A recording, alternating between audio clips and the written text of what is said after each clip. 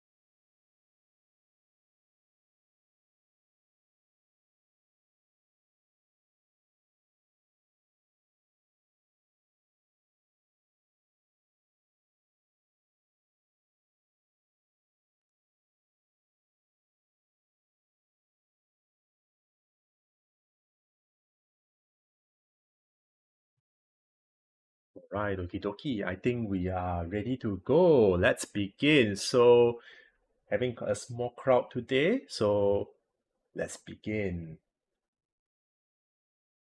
All right, so let me just set up the correct settings and we can start right now. Hello, everybody. Good evening, good afternoon, good morning to everybody who's viewing. Hi, I'm Zong Yang. I am from Homeschool.Asia and my second teacher. And welcome once again to our Paper 6 review.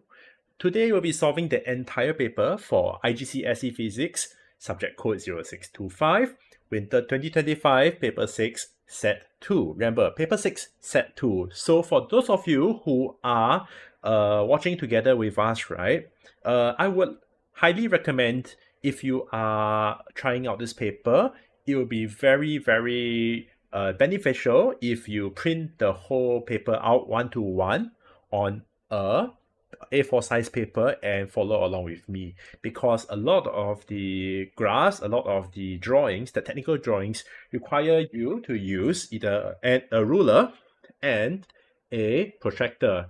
Some drawing skills will be required for today. And as for how I get all my answers, well, if you know what I do, I make sure the paper is one-to-one on my screen, and I measure physically on my screen with one of these rulers and a protractor. So everything is just the same as you guys, except I'm doing it on the paper itself. All right. So before we begin, please take note that we'll be answering about 10 to 15 appropriate questions from the live comment session, basically chat, which is on my right, I presume, on YouTube. Right? Yes, I will answer up to 10 appropriate questions from the live comment section regarding this paper we are going through and any other IGCSE Physics question on a first come, first served basis. And these questions will be vetted by our fantastic physics tutor, Mr. Narayan sir. So if you have any queries, please, once again, feel free to ask it on chat, all right? If you have any other questions. Well, if not, let's begin. Excuse me. Let's begin today's session in proper. Give me a second.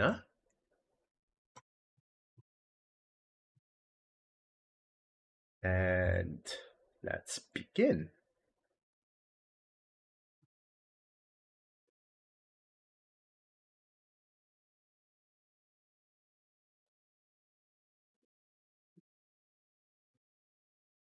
Okay, let's begin today's paper. All right, as per usual, please take note. Right, this is paper 6-2, paper 6, set 2, and you are allowed 1 hour in this paper. So if you're testing yourself, please make sure to complete this paper within an hour. Okay, right? So let's move on with these questions. Okay, so the first question requires you to investigate the reflection of light on a plane mirror, and the student's ray trace is shown full size over here in figure 1.1. Okay, so this is our figure 1.1 over here. It's really, really big. So let's go to question 1, part A. As you can see, the student draws the line LN. This is step number 1. Labels the midpoint of LN the letter M, number 2, and draws the line PR parallel to LN and it's 10 cm below it, which is number 3.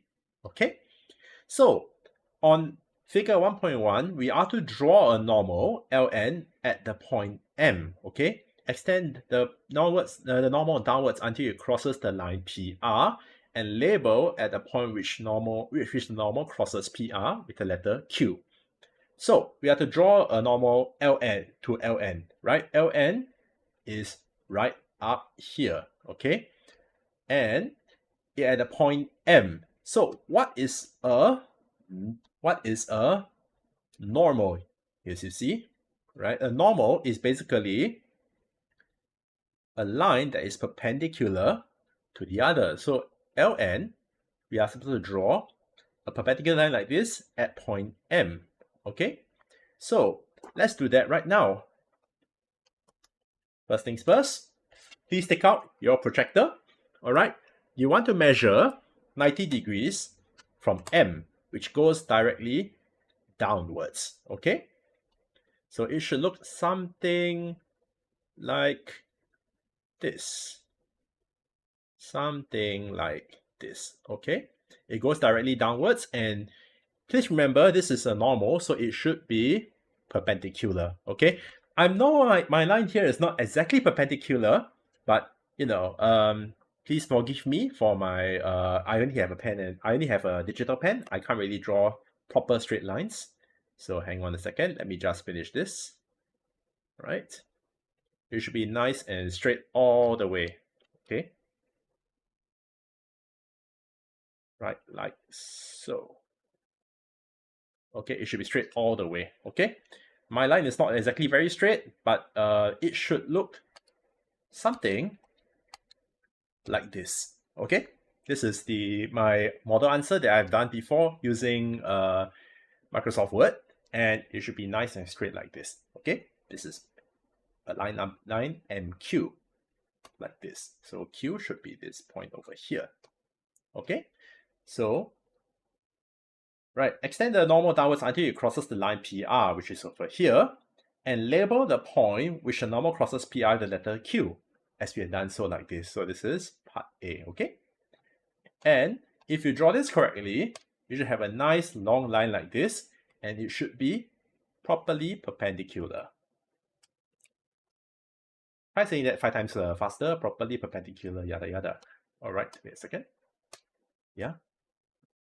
Okay, it should be perpendicular right here. Okay, nice.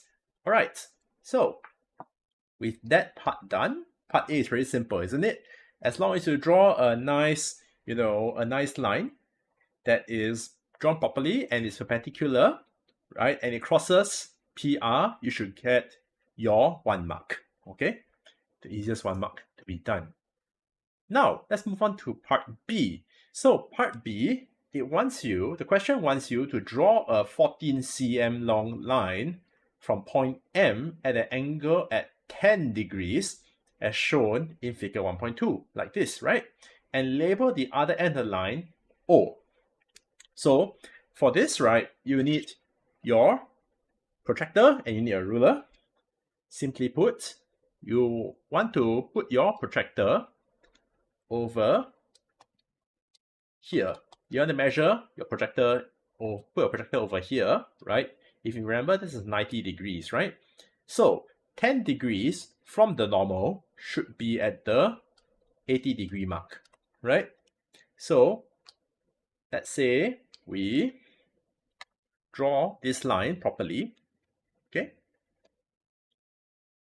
Like that. Let me just shrink this down a little bit. It's a little bit too big.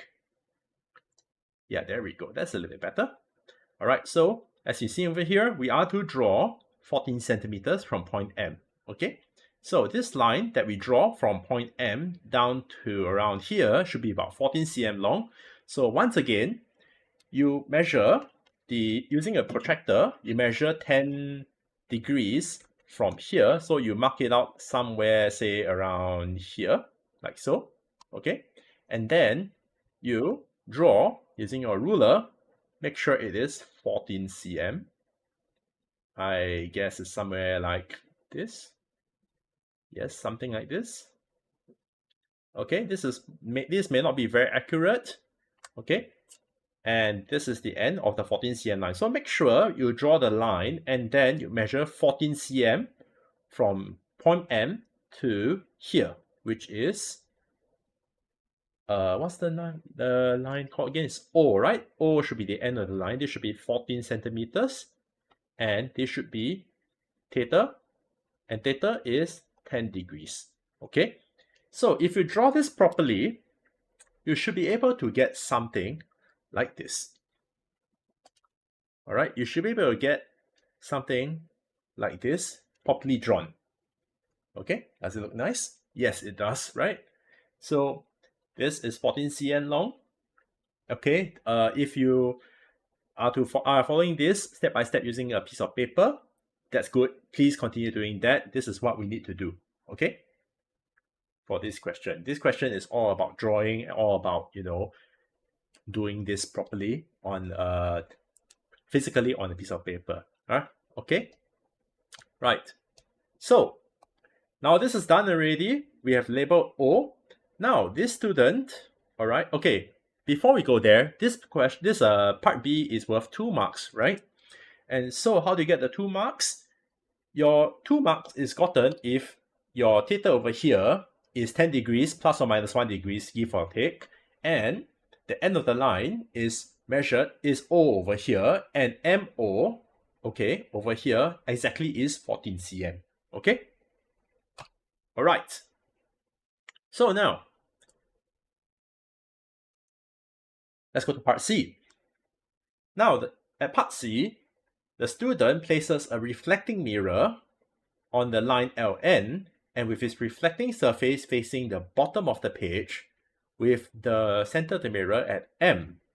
So essentially, LN is now the mirror, the reflective edge of the mirror, okay? So this is the mirror.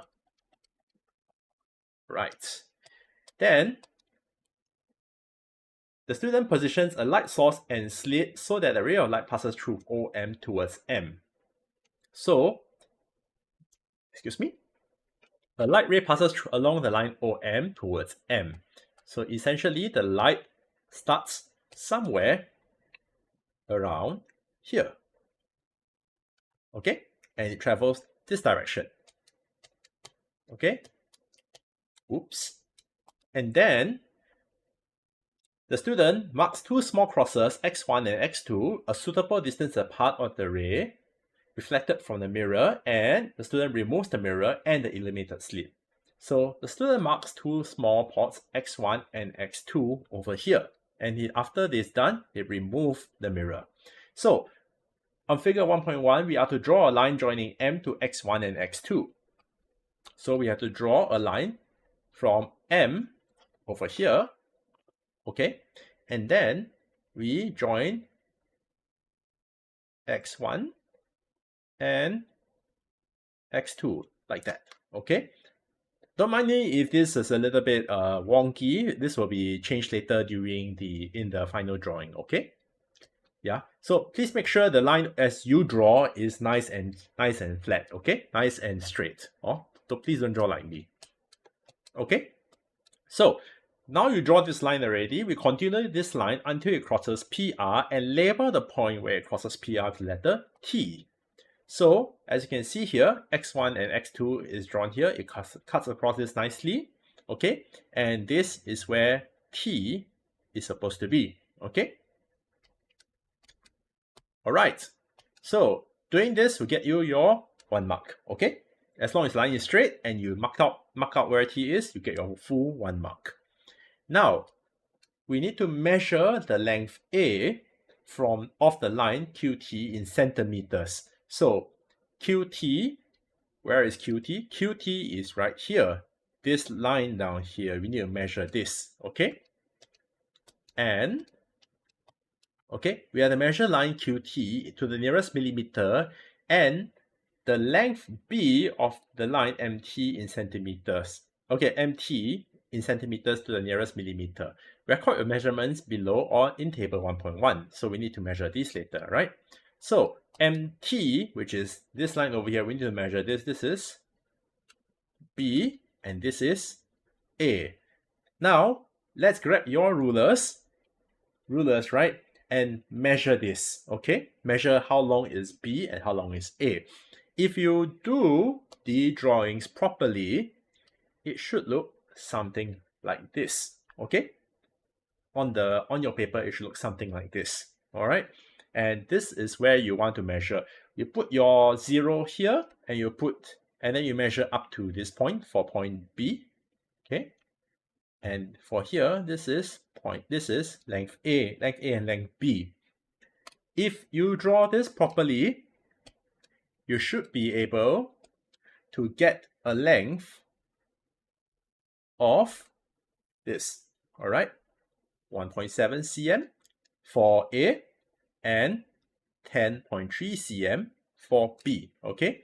1 mark given if, you know, your measurements are around here, plus or minus 0.1 cm, okay? Any of these answers should give you your full 1 mark, right? Okay, so basically, there we go. This is how you measure your length A and length B. So please take note, this question tests you on your drawing skills. So if you need to practice a few more these kind of questions, please feel free to download this paper. This paper is freely available in Cambridge's websites, in Cambridge past year papers, and of course you can use our website CIE papers to download this particular worksheet, this particular exam paper, and try this out yourself. I would stress very, very much to please print this out 1:1 scale and to draw this out properly, because this is very, very important practice for everybody. All right. So now that is done, you finish question 1C. Now let's move on to 1D. Okay. As we have seen just now, we are to calculate the ratio of A and B, A over R equals to A over B. We need to calculate this, right? So as you see over here, your A is 1.7, your B is 10.3.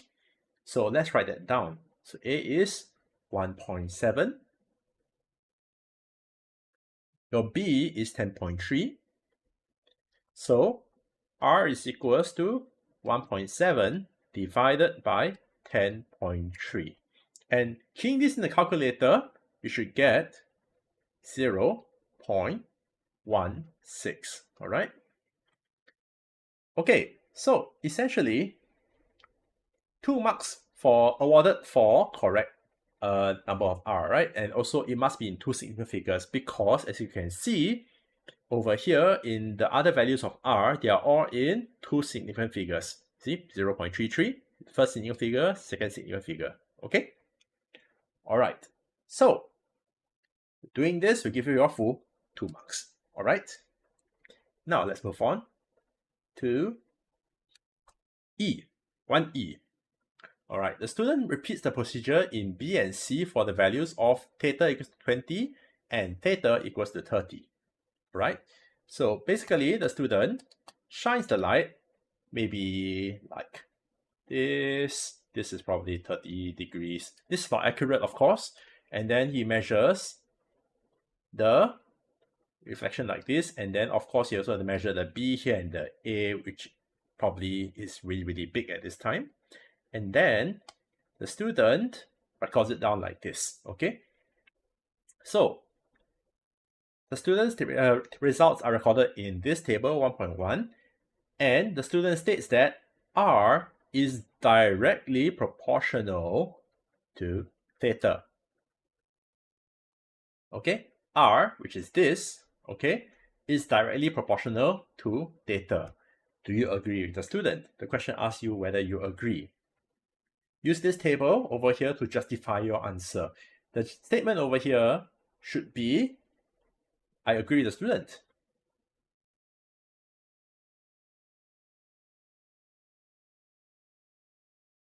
And the question is, why? Why do you agree with the student? Well, that's because you see, as theta increases, 10 to 20, 20 to 30, this is 10 degrees each, right? You see this? Jump to here, 0.16, 0.33, 0.50. This is a difference, okay, of, let's see, 0.17, okay? And then plus another 0.17 here, again. So, as theta increases, right, R increases at the same rate. So the answer over here that you should be writing is, because as the angle values in the table increase linearly, okay, the values, okay, of R increase linearly as well. Okay, so there we go.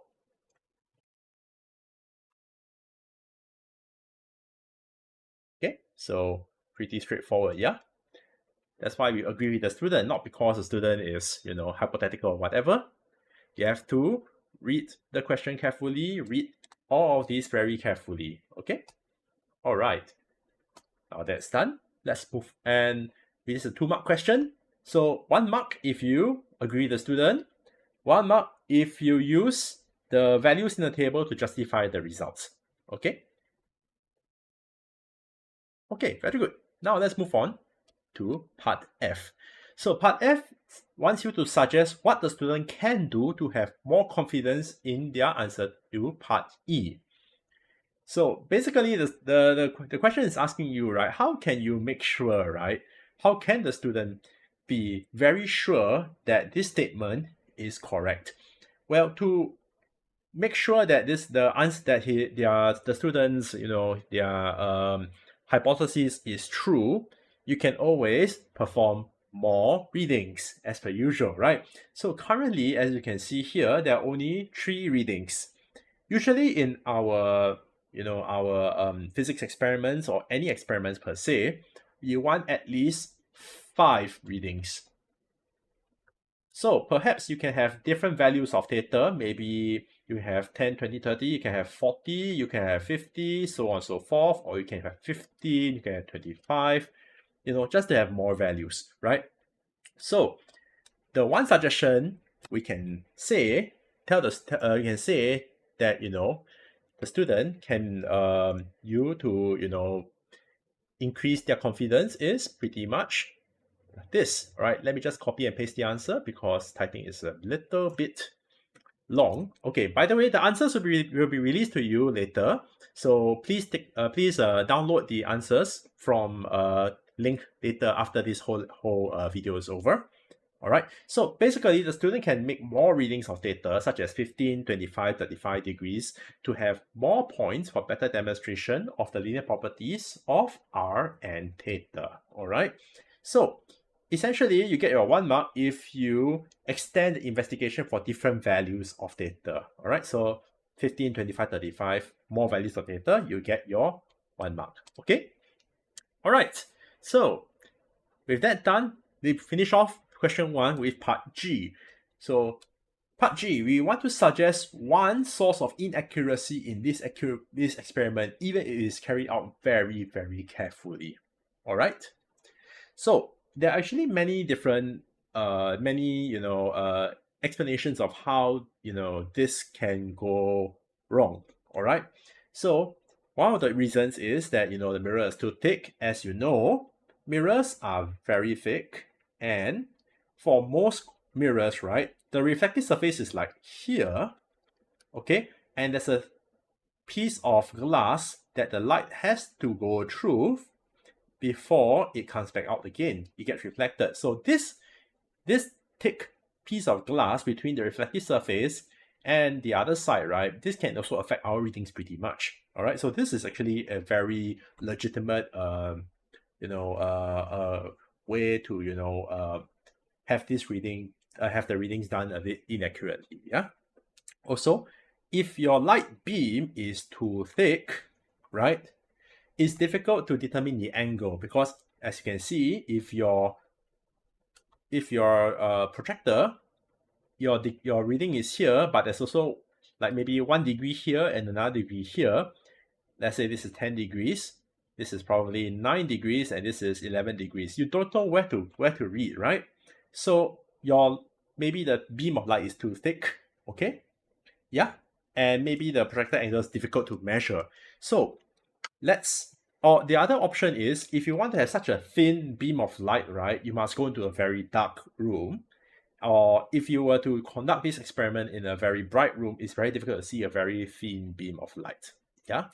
So in that case, we can just write down this as the answer. Okay. Right. So let's assume that the student does everything correctly. Okay. Use a very thin beam of light, uses a mirror that's reflective only on the reflecting surface. However, if the beam of light is very thin, it is very difficult to read. It'd be very difficult to see where the light beam is unless you go to a very dark room. Okay, any one of these reasons can give you your full 1 mark. All right. Okay. So, all right. So if there's are there any questions coming from chat right now?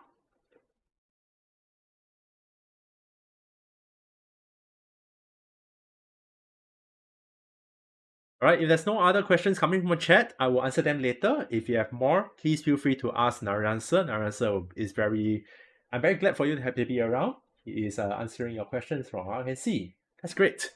All right, so with that done, let's move on to question number 2. Okay.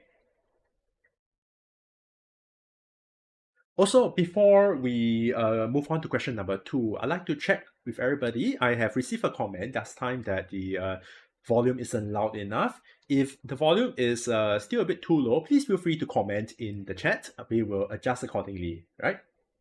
Okay, let's move on.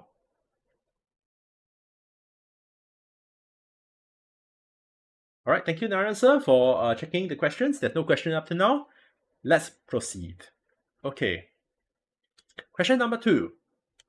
So in this question, the student investigates an electric circuit to find the resistance of an unknown resistor Z.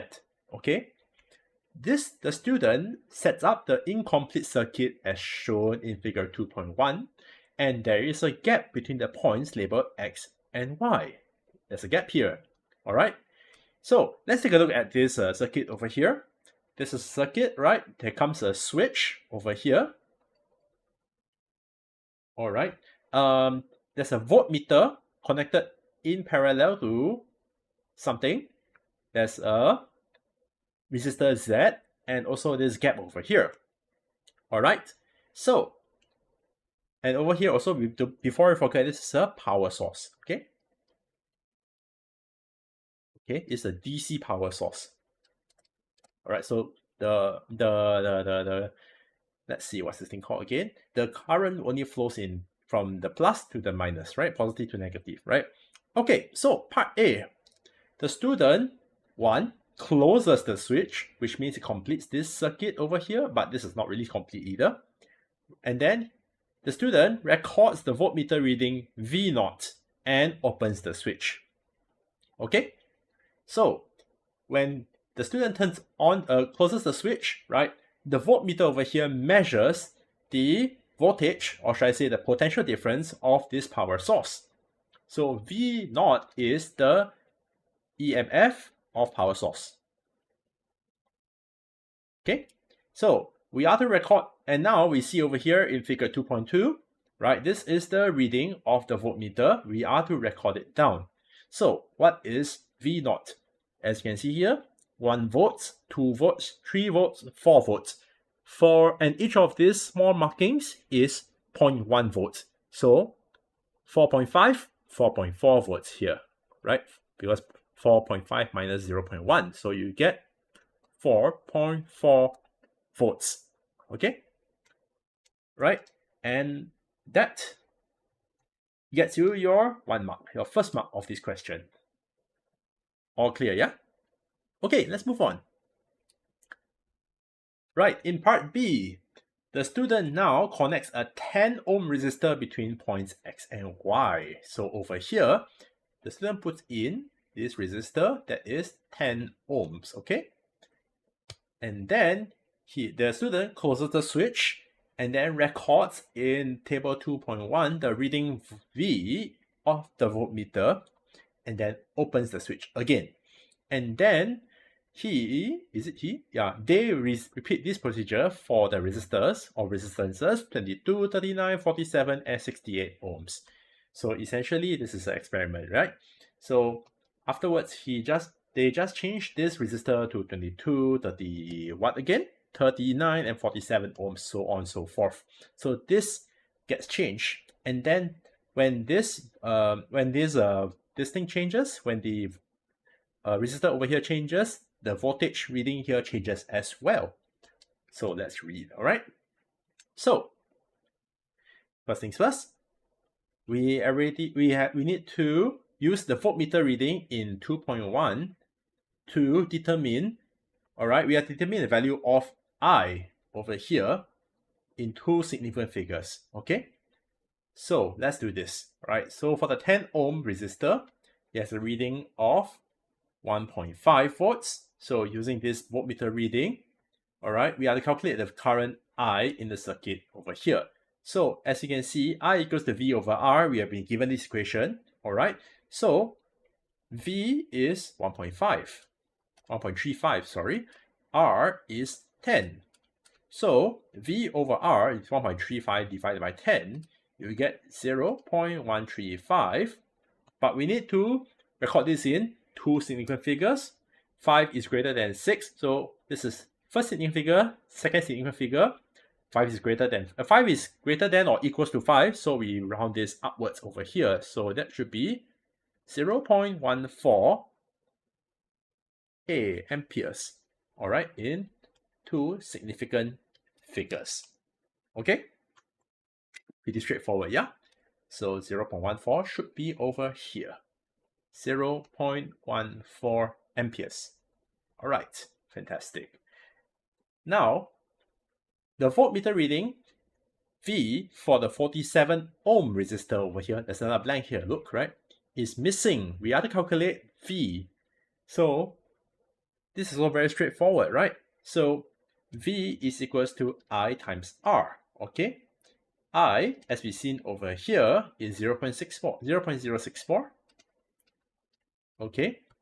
Multiplied by R, which is 47, okay? 47 over here. And that, when you do the calculations, you will get 3.008, okay? And let's do this. We also need to round this up. So as you can see here, there are three single figures and all the other readings here.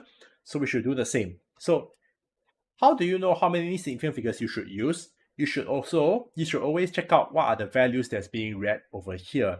So as you can see, the readings for current I, they are in two significant figures. So as you can see, the rest of these is 1, 2, 1, 2, 1, 2, 1, 2. Two significant figures for all the readings of current. So we follow suit. And for the readings of the voltmeter over here, as you can see, they are all in three significant figures. So 1.35, 1, 2, 3, 1, 2, 3, 1, 2, 3. So we should also do our reading here to three significant figures. So our significant figure is 3, 0, 0, 1, 2, 3. 8 is greater than 5.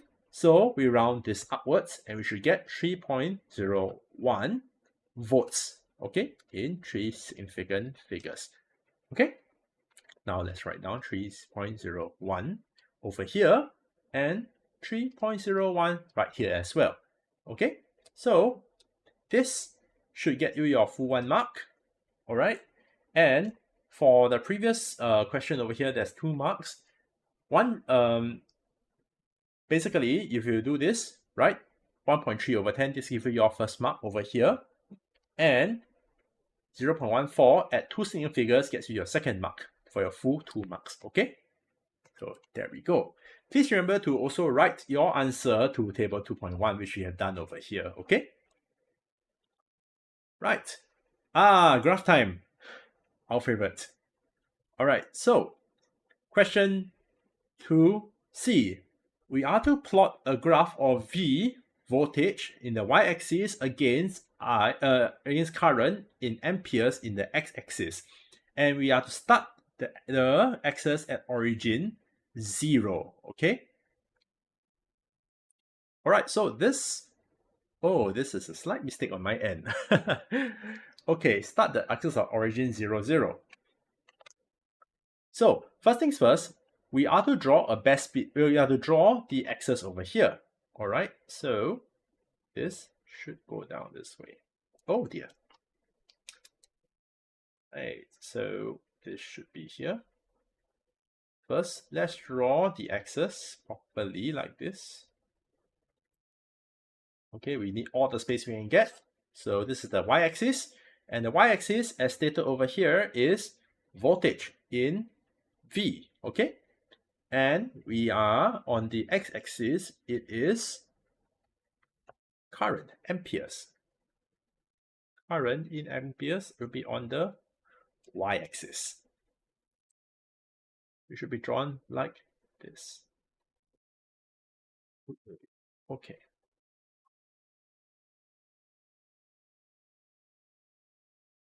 All right, please forgive my very, very bad freehand over here. All right, like that. Okay, so this should be I/A.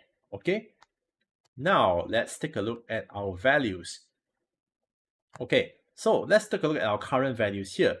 So the current values start right over here at 0.05 over here. Okay, 0.05, and it goes up all the way to here, 0.14. So 0.14 should be over here. So how many divisions do we have over here? So this has 1, 2, 3, 4, 5, 6, 7 divisions. So this is 0, and this should be 0.02, 0.04, 0.06, 0.08, 0.10, 0.12, and 0.14. Okay? Right. So next thing, we need to take a look at the y-axis, which is the voltmeter reading. So it starts at 1.35 and ends at 3.37. So let's do this. 1, 2, 3, 4, 5, 6, 7, 8. So we have 8 markings here. So we probably can, oops, my bad. Okay, we most likely can do this. So we have from 1.3 to 3.37. So we can probably go up to 4 here. So we can start over here. That doesn't make sense. So 0. So this should be 0.50, 1.00, 1.50, 2.00, 2.50, 3.00, and 3.50, and lastly 4.00 right here. Okay, so we have something like this already. So in my graph over here, this is a slight mistake. I need to clarify, right, that this should be 0.05. Okay, and I should move the whole thing this way because the graph did tell you to start at 0, 0. So the whole graph should be moved up by 1. Sorry, the whole graph should move up like this. So this should be 0.5, so on and so forth, and the graph should move that way. All right, so please ignore this for the time being. Okay. All right, so we have something like this. Now let's plot the graph. Okay, so let's do this. Plotting the graph, let's do it this way. So the first reading is 1.35, 0.14. So 1.35, this is 1.25, this is 1. So this each of this small square represents 1.05, right? 1.1, 1.2, 1.3.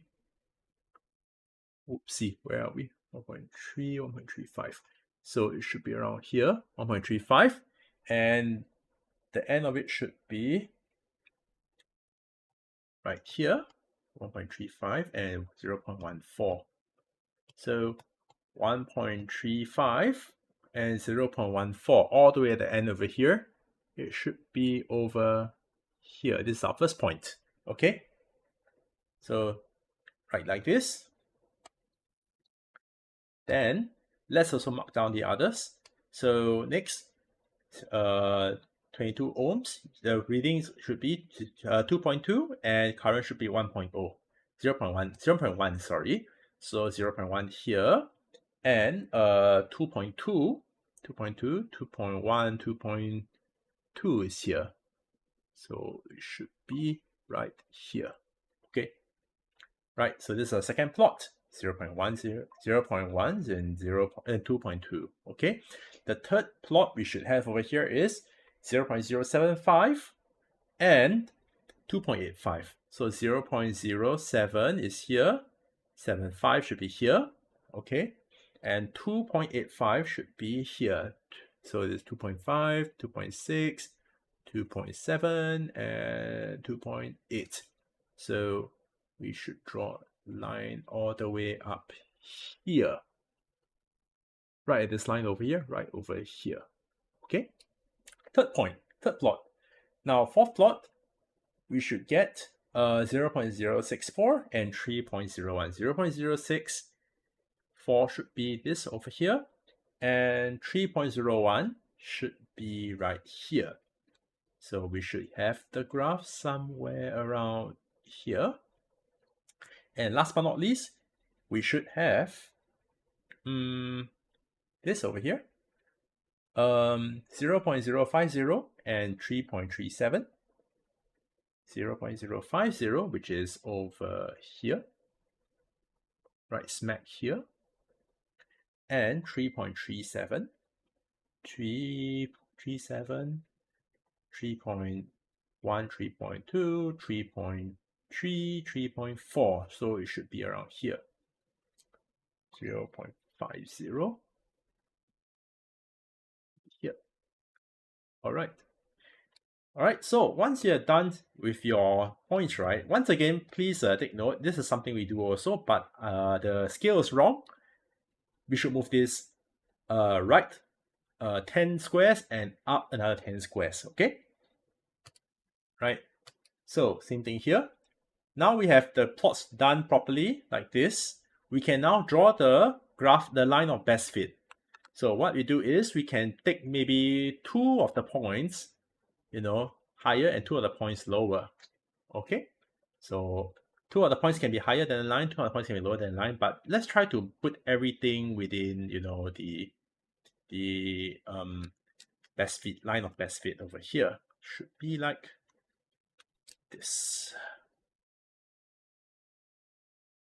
Let's hope this is nice. Okay, this is not the line of best fit, my bad. It should be more like this.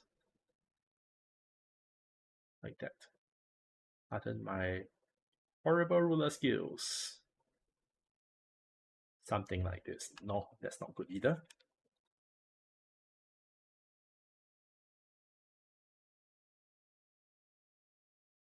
There we go. Something like that. That's our line of best fit. Please don't mind this part, okay? Yeah. All right, so that is your line of best fit, okay? And if you draw this properly, unlike over here, okay, you should get something like this, okay? Of course, as I said before, this graph is done badly, so the scale is wrong. You have to move all the plots and the line to the right for 10 squares and up 10 squares, as what you have done over here, okay? Right, so that's done. Okay, so all right, that's very good. Okay, despite the slight mistake, this is what we need to. This is okay. All right. So basically, how do you get your full 4 marks over here? Right, is 1 mark for correctly labeled X's and correctly labeled. Basically, all this has to be done properly according to the instructions over here. Okay. If you have voltage on the y-axis and current on the x-axis, you should get your 1 mark. Okay, 1 mark for the suitable scale. Basically, what I've done over here is wrong. What I've done over here is correct. So that should get you your 2nd mark. All right.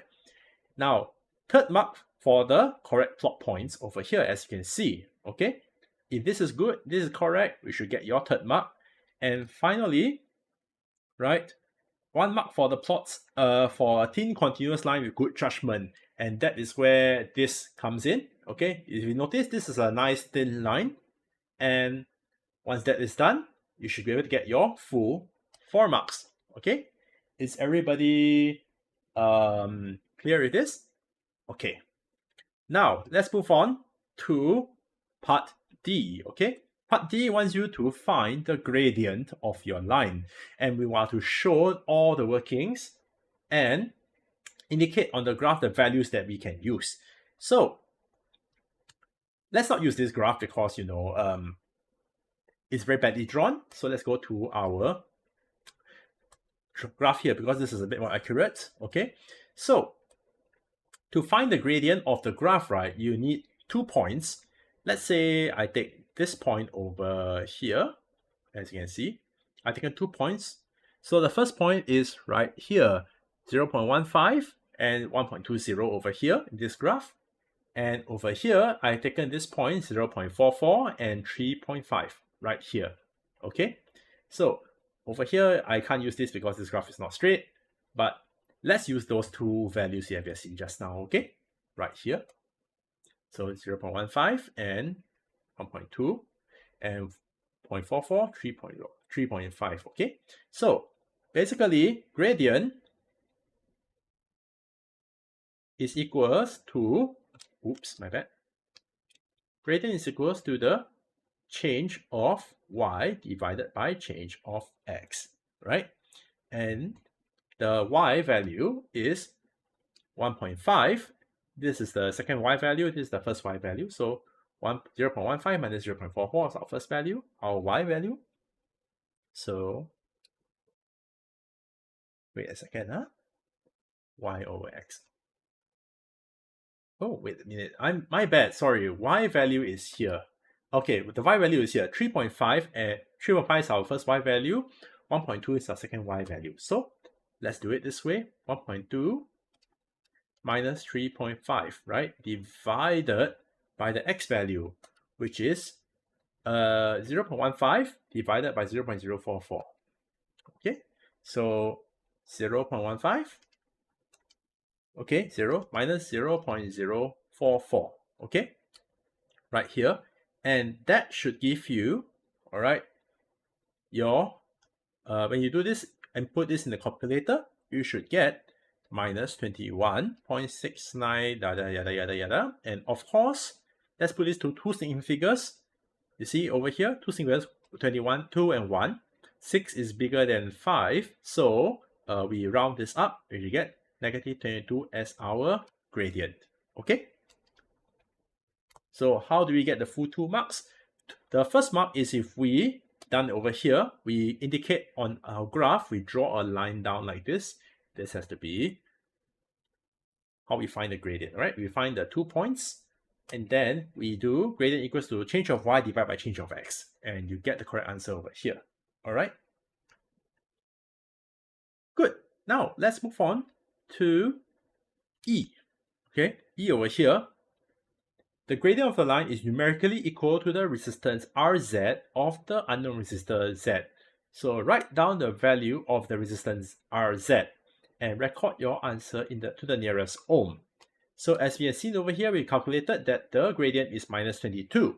So we did say, the question did say, right, that the resistance is numerically equal to the unknown resistor. Right, sorry, the resistance is equal to the gradient numerically. So basically 22 is our answer over here. We should write 22 ohms as our answer. Yeah, so as well, you do take note, right? Resistance cannot be negative. So we just take the integer value, which is 22. Okay? And how do you get your mark? If your answer is anywhere between 19 to 25, according to the marking scheme. All right? With that done, we are done with question 2. All right? Pretty straightforward, isn't it? All right? So are there any questions from chat right now? Is everybody following through so far? All good, yeah? All right. Without further ado, let's move on. Okay?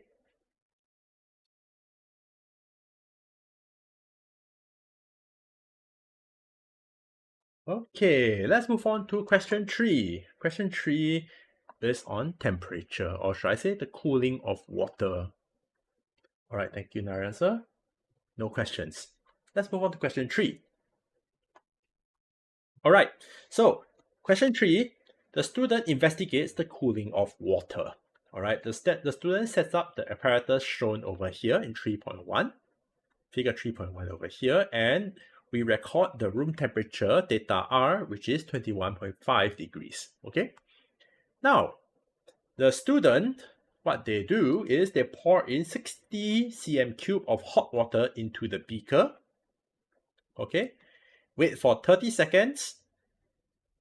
Okay.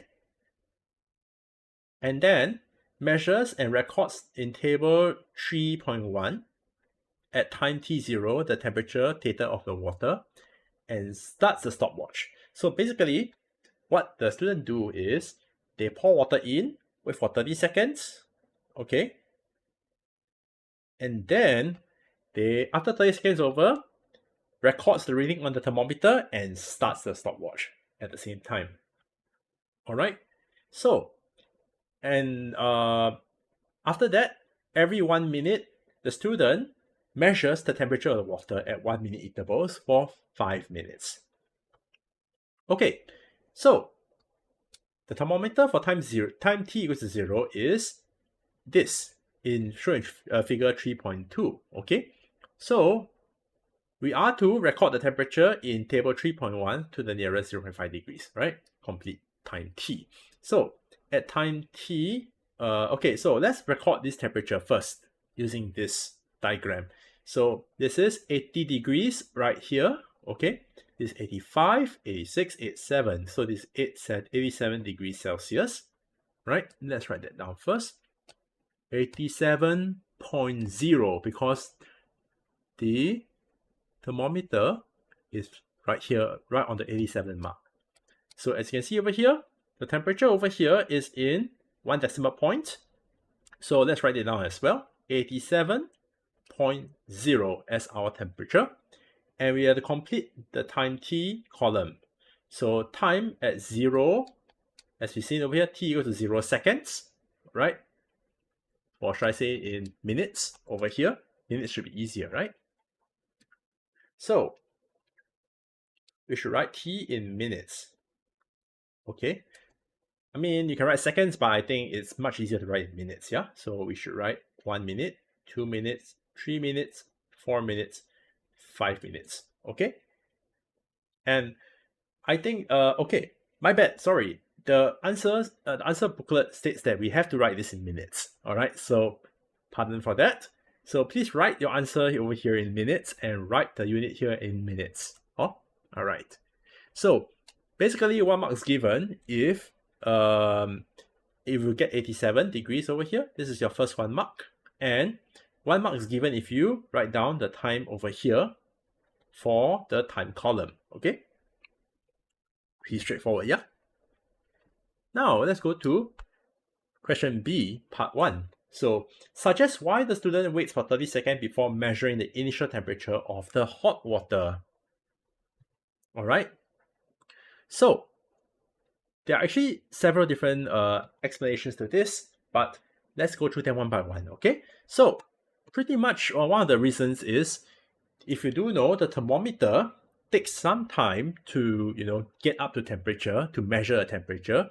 So this 30 seconds is to allow the thermometer to heat up and warm up to the temperature of the water to properly read the temperature, okay? There's also, right, okay, what else, right? Yeah, let me just take a quick look. The highest temperature to allow, yeah. So pretty much that's there's only one answer.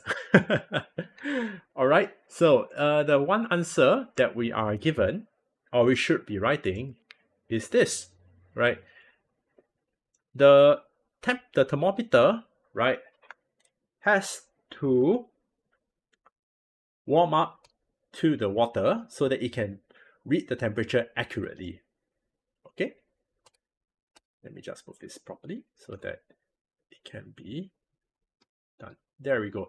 So this is to allow the thermometer to rise in temperature and read the temperature accurately, right? So some other explanations you can use is you can allow the highest temperature to be reached, or to allow the liquid in the thermometer time to expand to allow the beaker to warm up, or to allow the thermometer to reach the temperature of the hot water, right? To allow, or also to allow the thermometer time to respond and to ensure that the temperature has stopped rising. All right. So all these are valid answers, but just please write one, okay? Okay. Right, so let's move on to B part 2. State how the student ensures that the temperature readings are as accurate as possible. So, as we have seen on the temperature reading, right? Okay, we are looking at it like this. Okay, like we are looking at it perpendicularly, right? This is to prevent something called parallax error. Because if you look from downwards like this, right? If you look from here, you can probably, read it be slightly a bit more, slightly a bit less, depending on how. So do take note to put your eye directly above the scale to reduce parallax error, okay? Right, so for this, let's write it down, okay? So we basically read the thermometer perpendicularly, my bad, to reduce parallax error. Read that 10 times faster, yeah? Okay, some other explanations can be said as well. For example, you read the thermometer perpendicular to scale at eye level, or the other method is to hold the stopwatch close to the thermometer and not touching the sides and base of the beaker, or not to stir the water before taking a reading. All of these can affect the temperature reading at the end. Okay? Yeah. So either one, all of these can work, but I think the most obvious so far is the parallax error one, so I think you should be writing that one down. Okay? You can be a bit creative, but I think this works best. Oh. Alright, so let's move on. Now let's go to part C part 1, alright?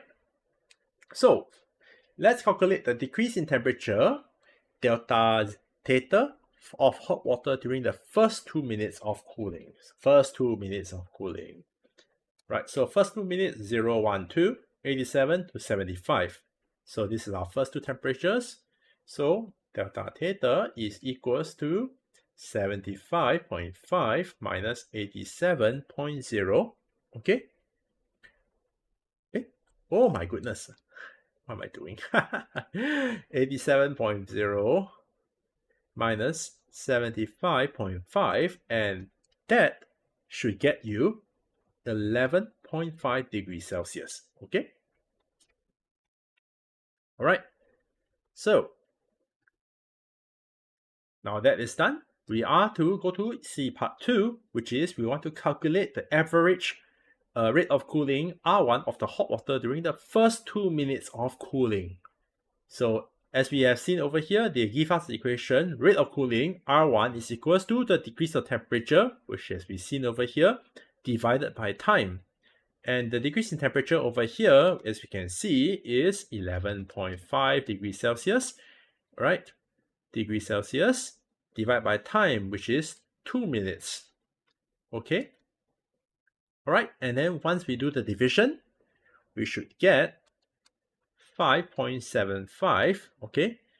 And the unit should be degrees per minute. Degrees per minute, okay? Now let's write that down. 5.75 degrees per minute. So 1 mark for the correct answer, 1 mark for the correct units, okay? For your full 2 marks. Okay. Now let's look to the part 3. Calculate the average reading of cooling R2 of the hot water during the final 2 minutes of cooling. So same thing, R2 is equals to change in temperature divided by time, right? So final 2 minutes. So 3, 4, 5. So 3 is the initial and 5 is the final. So 71 minus 64. 71.0 minus 64.0 divided by 2 minutes, and 71 minus 64 should be equals to, give me a second, yeah, there we go, 7 divided by 2, and that gives you 3.5 degrees Celsius per minute, okay? Right, so we have already calculated this, so 3.5 degrees Celsius per minute. So, of course, this is a 1 mark question. So, 1 mark is awarded for the correct answer and the unit. Okay, for the full 1 mark. Now, part D, we are to use our answers in C2 and C3 to write a conclusion about the way which hot water in a beaker cools. So, what does this mean is we want to see in our first, in our initial rate of cooling, as you can see over here, the first rate of cooling is 5.75, which is higher. The final 2 minutes, right, the rate of cooling is 3.5 degrees Celsius per minute, which is lower. So, since we know that initially the drop in temperature is higher per minute compared to later, we can write this down. Right? The cooling rate, okay, decreases as time passes. Okay, so when you write this down, you get your 1 mark. Okay, so now finally, let's go to part E for this question. All right, so part E, the water in the beaker is left to continue cooling, and we are to estimate the temperature of the water theta 5 after a further 5 minutes of cooling, right? And estimate the temperature theta 50 after 50 minutes of cooling. Okay, so this is now a estimation, right? So first things first, let's take a look at the rate of cooling over here, right? So after 5 minutes, right, the temperature drop is to 64 degrees at a cooling rate of maybe 3.5 degrees Celsius per minute over here, right? Okay, so after maybe let's say 5 minutes, right, we can say we can take this times 5, and that should give you 17.5. It could be it's definitely lower than 17.5 because the rate of cooling lowers after this. So perhaps we can say the water has probably cooled less than 17.5, maybe let's say 15 degrees per se. So let's say the temperature can be 49 degrees Celsius, around there, because we take 87 minus we take 64 minus 17 minus 15, we should get 49 degrees Celsius. Okay, and then after 50 minutes of cooling, the water over here should be cooled all the way back down to the room temperature. The room temperature, as stated over here, is 21.5 degrees Celsius. So let's write that down. 21.5 degrees Celsius. Okay, room temperature.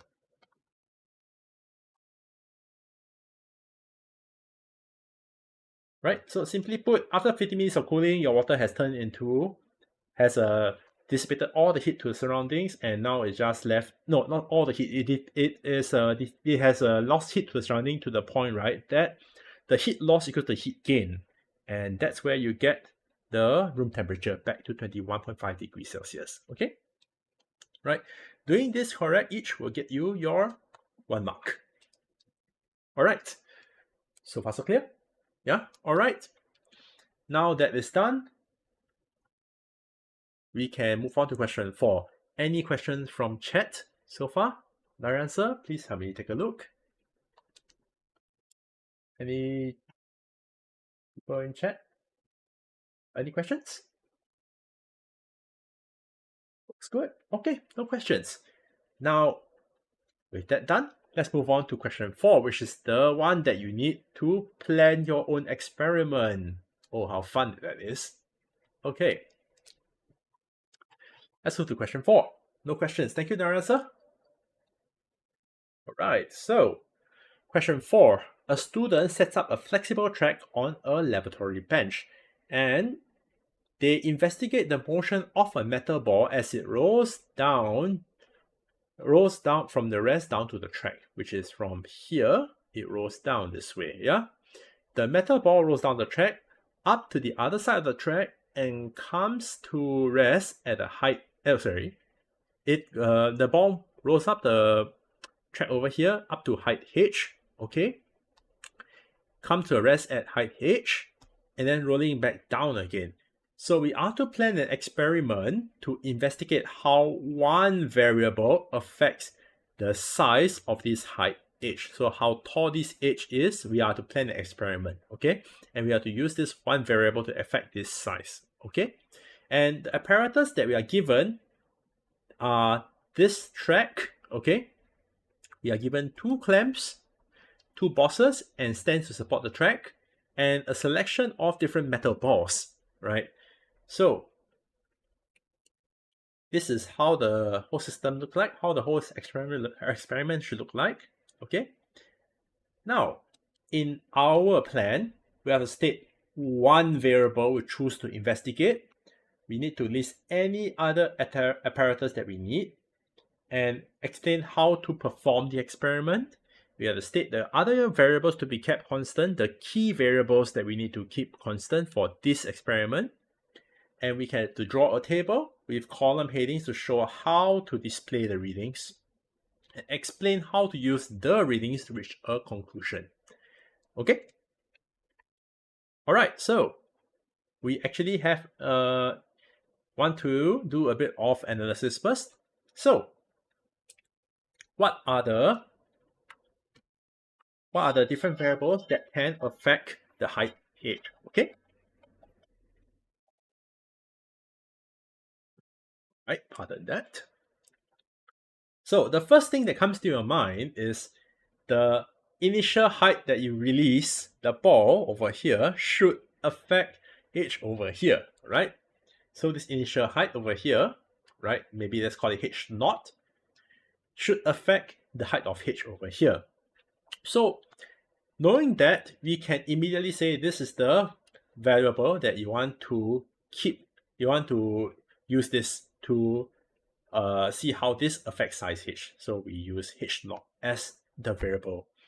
But then, as you can see, right, the other things you want to keep constant, right, are let's say, you know, there's a selection of metal balls. So we are to use only one ball for this experiment. Okay, we only have to use one ball for the experiment if for what we are doing right now. Okay, and let's see what else we need to add. Okay, so now that we have kind of established what we need to do for this experiment, what are the additional apparatus we need to use? So h, right? This is a height, right? It's a length, right? So pretty much we need an additional ruler, or should I say 2 rulers. 2 more rulers for this, right? Because one on h naught and one at h, okay? So the other key variables we need to state which are the key variables to keep constant, okay? As I stated before, there's a selection of metal balls given to you in the experiment. We are only to use one ball for everything. So the key variables is the size and the mass of the ball that we are to keep constant. Okay? We are to keep this constant, all right? Okay? And okay, let me just check one more thing. Also, this distance between the 2 retort stands, right, this should be constant as well. This should not be moving. The track should not move actually, right? So that's done. Okay. Of course, if you want to make sure this, you know, this whole experiment is a lot more accurate, right? We can install we can use a video camera to take a video of where the balls are when they are moving, right? So maybe besides the 2 rulers, we also add a video camera. Okay, 2 rulers and a video camera is what we need for as an additional apparatus. Okay, So how do we do this experiment? So very straightforward. You take your ball, measure it to a certain height, initial height of h naught, okay? And then we roll it down, and until the ball reaches the other side, take the other ruler, leave it here, right, on the clamp, and we see where the ball hits, where the ball reaches when it stops at its maximum height h over here. All right. So we have to measure h naught, where we release the ball, and h, where the ball comes to a rest at the other end. Okay. Good. Now, let's write down what we do know first. And of course, before we move on with that, doing this experiment is going to, be very inaccurate because, the balls is very difficult to track. So the best thing you can do to do this is to do each reading of h naught 3 times. Okay, so let's say h naught, the first reading is maybe say 60 cm. So do this, you can do this experiment where the ball rolls down from 60 cm 3 times, okay, to get a average reading of h on the other side. Okay, so now let's write down the answer over here. Okay, so let's do this. All right. So the first thing we want to say is we want to state the one variable we have chosen to investigate. So let's answer that. So our first part of the answer should be written like this.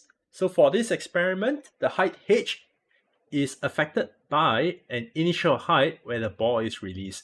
As the higher the initial height, let's say h, big H for that matter, right? The higher is the final height h. So we will choose to investigate this variable, okay? Now, let's talk about the additional apparatus we need, right? So as mentioned below, we need 2 rulers, one at the start and one at the end, and a video camera. So let's write that down as well. 2 rulers, okay, for additional apparatus. 2 rulers are needed to find this initial height h and the final height small h, and a video camera should be used to capture images of the ball at final height h for a more accurate reading. Okay, pretty straightforward, yeah? Okay, so the camera is to be aimed over here. The initial should be an initial ruler over here to measure the initial height h where we drop off the ball. It should not be small h naught, it should be, oops, my bad, it should be large h over here.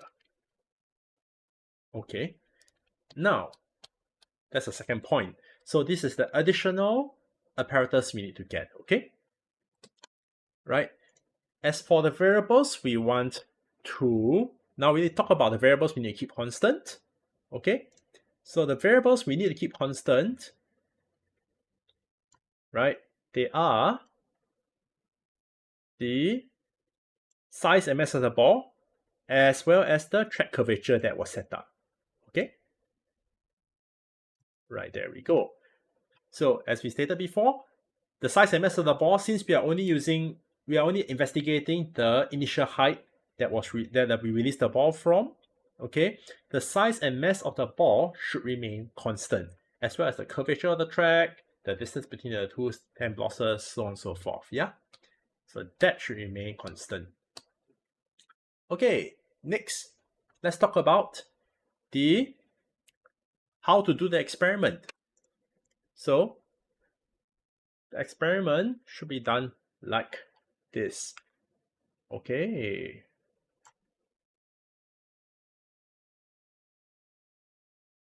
Okay, so firstly, we measure the initial height, large h, that we release the ball from with a ruler and then release the ball. Okay, so as we have said before, the ball over here, we measure using a ruler the initial height and we release the ball. Okay, And then once the ball rolls over to the other side and stops at final height h, small h, right? We measure that as well with the ruler and using the video camera, right? With a ruler, okay, with a ruler via video camera. All right. Okay. Let me just put this properly so it's nicely set up. Okay. Now, we are to repeat the experiment, as we said before, 3 times for accuracy, right? So we write here. So we repeat this experiment for initial height h for 2 more times, okay? Now, once the average height of h, big H is found, okay, sorry. Once the average for small h is found, sorry, not big H, small h is found, we can change the value of large H and repeat the experiment to see how the initial height, large H, affect the final height H. And we will draw a table something like this. Okay? Okay, before that, let me just write this properly first. Okay, so our table should look a bit like this. Let me draw it down first. So this should be our table. Please, okay, when you're drawing the table over here, please you should make sure to use a ruler and a pencil to draw this properly. So we have initial height, big H, right? In cm. Okay. Then we have final height. Okay. Before that, mass of ball.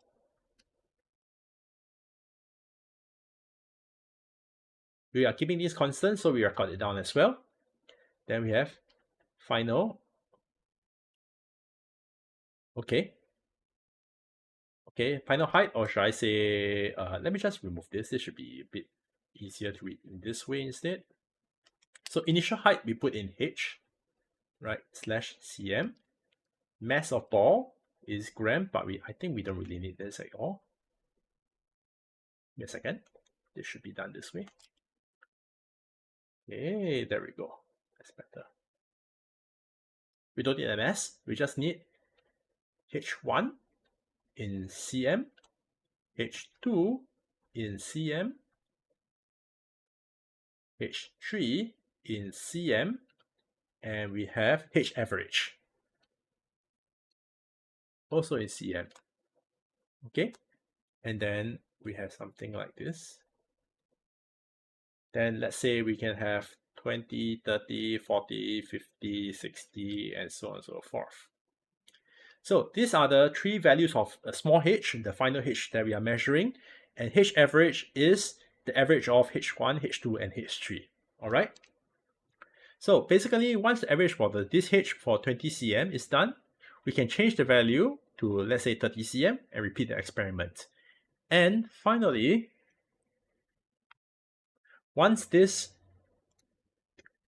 table is filled, we can draw a graph of h on the x-axis and large h on the x-axis and small h on the y-axis to check if the change in h results in a change in small h. Okay, but what we do know that, right, when h increases, small h should increase as well, right? Okay, so how do we get this full 7 marks? This is a big question we need to answer, right?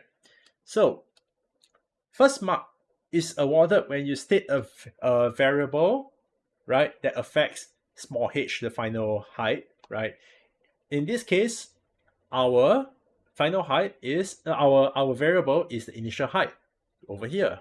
Okay, this is your first mark. Okay, 1 mark awarded for using the ruler or a measuring tape for any additional apparatus to be used. All right, so the 2 rulers we did say, so we have 1.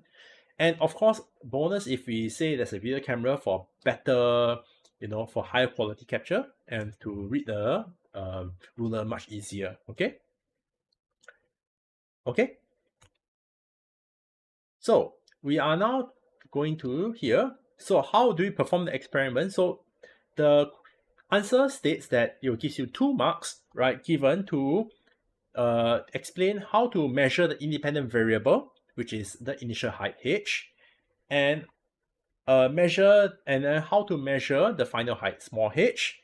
Okay, and then we repeat this entire experiment again to find different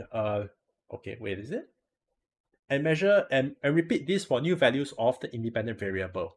So essentially, we need several readings of large h, which is the variable we are changing, and several different and then how we measure the small values of the values of small h, which is the final height. Okay, and 1 mark given for a table with the correct units, as we written over here, and with columns of independent and dependent variables. Okay, these are all the dependent variables. Okay, and that should be your next mark over here. Next, we also have 1 mark to state the variables that affect h but to be kept constant. In this case, the variable to be kept constant is the size and mass of the ball. Okay, right? And finally, we have a 1 final mark to for the proper conclusion, right? So we were to plot over here. We conclude that we were to plot large h on the x-axis and small h on the y-axis, and then we see if there's a change. If a change in large h result in a change in small h. Doing that should give you your next 1 mark, and you should get your full 7 marks. Okay. Yeah, usually this kind of planning questions, right? They look very difficult, but trust me, everything is very is still within your syllabus, still within the IGCSE syllabus, and is very interesting and, should I say, very creative users of our syllabus of how to perform all these experiments. So if you are not confident in this, please, as I said, print out the worksheet and try it on your own. And when you are doing this on your own, please listen to this podcast or this live solving, so that you can have somebody to guide you through when you are not sure. Okay, right. So with that done, we are done with question 4 as well. And do we have any other questions so far?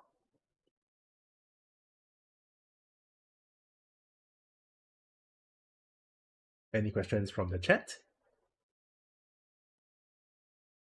Okay.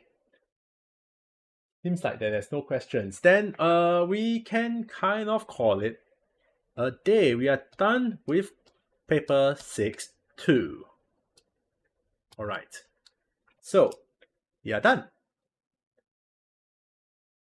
All right. So with that, we come to the conclusion of paper 6-2. And once again, thank you everybody for joining us in this live paper solving. Yeah. For the questions that we solve here today, they are available in our CIE past papers, CIE past year papers, right, in our website. And also, please feel free to join Homeschool.Asia and MST, My Second Teacher, for the best videos of how to of the physics, of biology, mathematics, chemistry, and so on and so forth for the A levels and for the IGCSEs as well. So we hope to see you there. And as for our teachers, thank you so much, Naran sir, for joining me in this very short session. And last but not least, thanks for all the supporters, and we shall call it a day. All right, thank you and see you. Good night. Goodbye.